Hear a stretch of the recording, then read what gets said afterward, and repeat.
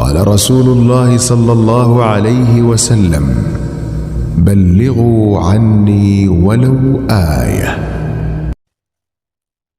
نحمده ونصلي على رسوله الكريم. اعوذ باللہ من الشیطان الرجیم. بسم اللہ الرحمن الرحیم.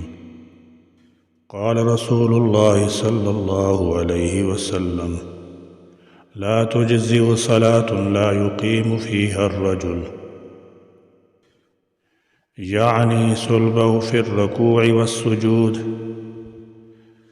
رسول اللہ صلی اللہ تعالی علیہ وسلم ارشاد فرماتے ہیں: وہ نماز کافی نہیں جس میں نمازی رکوع سجود میں کمر کو سیدھا نہ کرے.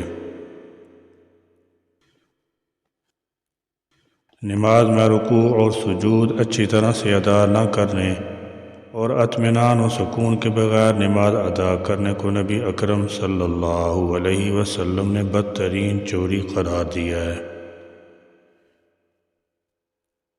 قیام، قرآن کی تلاوت، رکوع، سجدہ اور قعدہ وغیرہ نماز کا جسم ہے اور اس کی روح خشوع و خضوع ہے.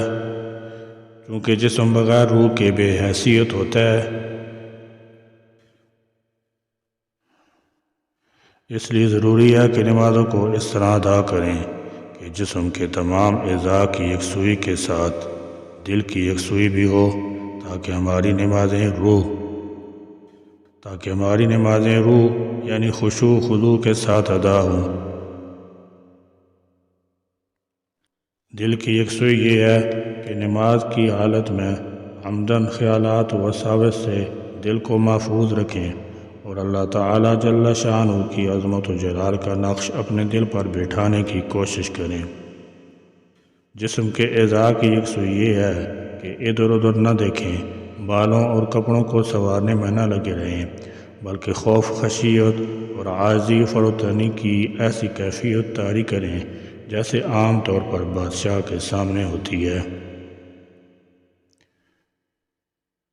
نماز کی چوتھی شرط رکوع ہے. رکوع کے معنی جھکنا. نماز میں قرات کے بعد اتنا جھکنا فرض ہے کہ ہاتھ گھٹنوں تک پہنچ جائیں. رکوع کرنے کا سنت طریقہ یہ ہے کہ ہتھیلیوں کو گھٹنوں کے اوپر اس طرح رکھا جائے جیسے گھٹنوں کو ہاتھوں سے پکڑ رکھا ہو. انگلیاں کھلی ہوں، انہیں آپس میں ملایا نہ جائے اور پنڈلیوں پر رکھا جائے.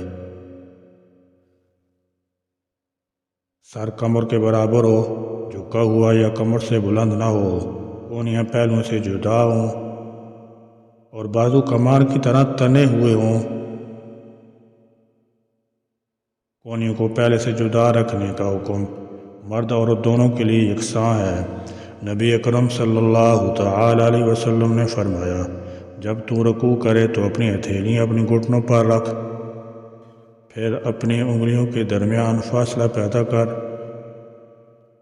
پھر اس طرح سکون کے ساتھ ٹھہر کہ ہر عضو اپنی جگہ پر قرار پکڑ لے، کمر بالکل سیدھی ہو. نماز میں رکوع کی حالت میں کم از کم 3 مرتبہ تسبیح پڑھنا سنت ہے.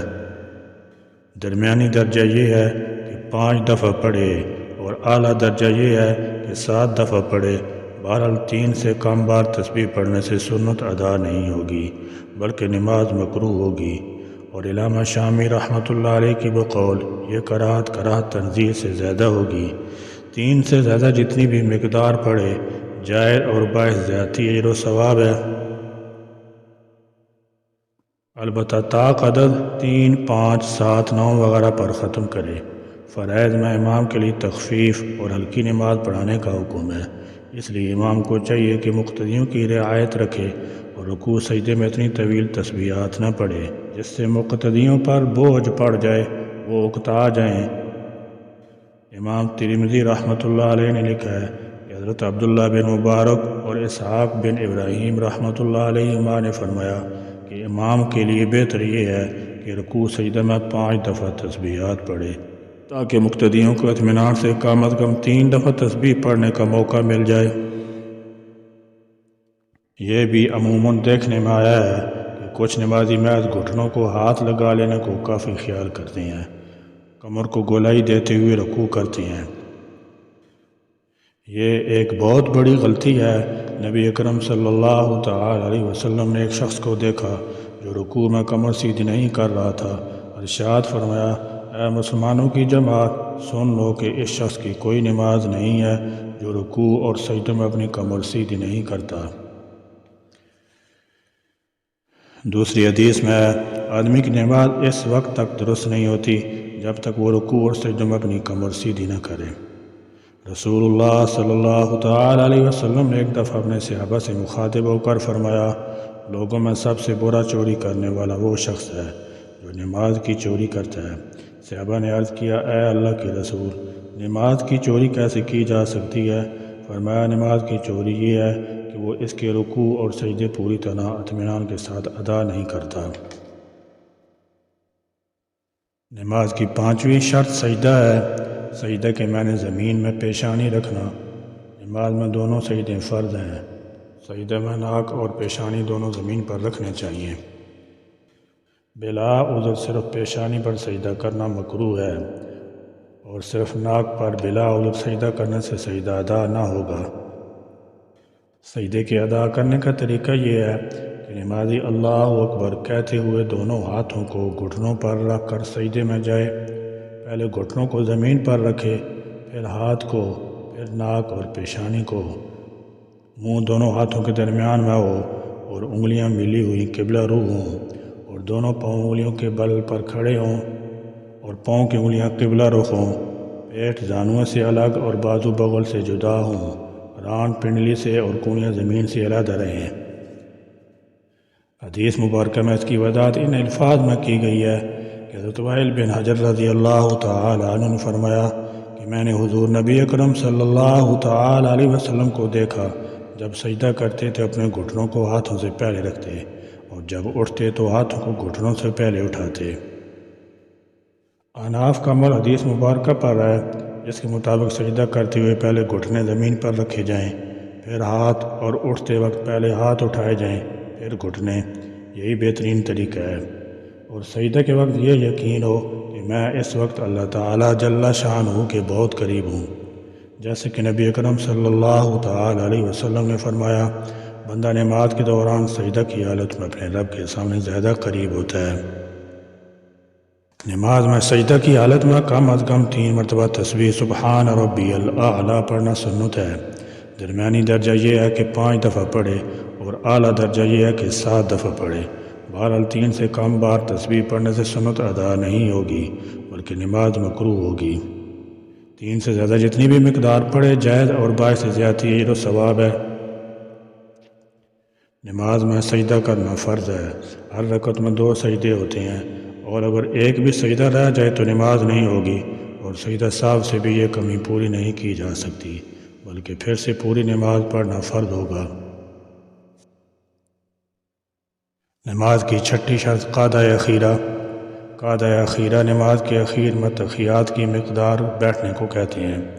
خواہ فرض نماز ہو یا واجب یا سنت یا نفل، قعدہ اخیرہ میں تشہد کی مقدار بیٹھنا فرض ہے، اور اس معاملہ میں فرض ادا ہونے کا معیار 3 بار تسبیحات مقدار بیٹھنا نہیں ہے بلکہ اتنی دیر تک بیٹھنا ہے کہ پوری تحیات عبدہ و رسول تک پڑھ لی جائے، جبکہ پوری تحیات یعنی عبدہ و رسول تک ہر لفظ کا پڑھنا واجب ہے، چاہے قعدہ اخیرہ ہو یا قعدہ اولیٰ، اور دونوں کا حکم الگ الگ ہے۔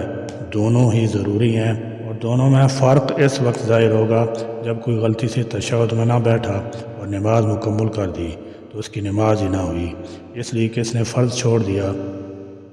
اور اگر کوئی بیٹھا لیکن بھول کر اس نے تحیات نہیں پڑھی تو اگر یہ سجدہ سہو کر لے گا تو اس کی نماز ادا ہو جائے گی۔ یہی فرق ہے فرض اور واجب میں۔